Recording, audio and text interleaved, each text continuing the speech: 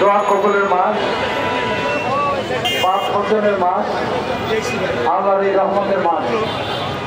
এই রহমতের মাসে আমাদের জনতা তারেক রহমানের নির্দেশিত হয়ে, তার আদর্শে আবিষ্কৃত হয়ে আমরা সকল সময়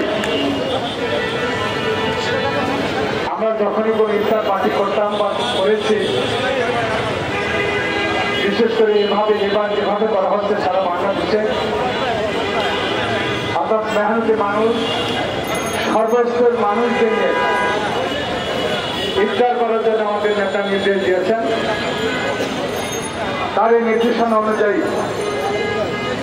বাংলাদেশ জাতীয়তা পার্টি দল যেভাবে অঙ্গদল সমূহ যেভাবে ইফতার মাহফিল এবং দোয়া মাহফিল ইতিমধ্যে পরিচালনা করে আসছেন, ঠিক সে আদালতে এই জিয়া মঞ্চ এই ইফতার মাহফিলের আয়োজন করেছেন। আজকের বছর আমরা যেভাবে অবাধে ইফতার মাহফিল করে থাকি বা করছি, ইতিপূর্বে 16টি বছর আমরা কোনো ইফতার পার্টি এভাবে করতে পারি নাই।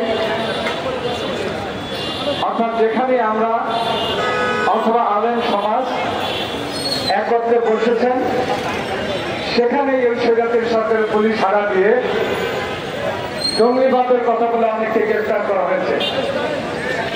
এই পবিত্র মাসে মুসলমানরা ওই স্বৈরাচারী হাজিরা কাছে নিরাপদ ছিল না। আজকে সেই ফেসিস পালিয়ে গেছে। তার একটা মাত্র কারণ, জননেতা তারেক রহমান নেতৃত্ব দিয়ে জাতিকে ঐক্যবদ্ধ করেছিলেন গণতন্ত্রের পথে,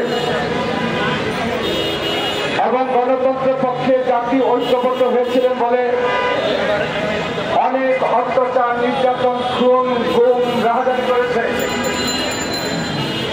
অবর্ণনীয়।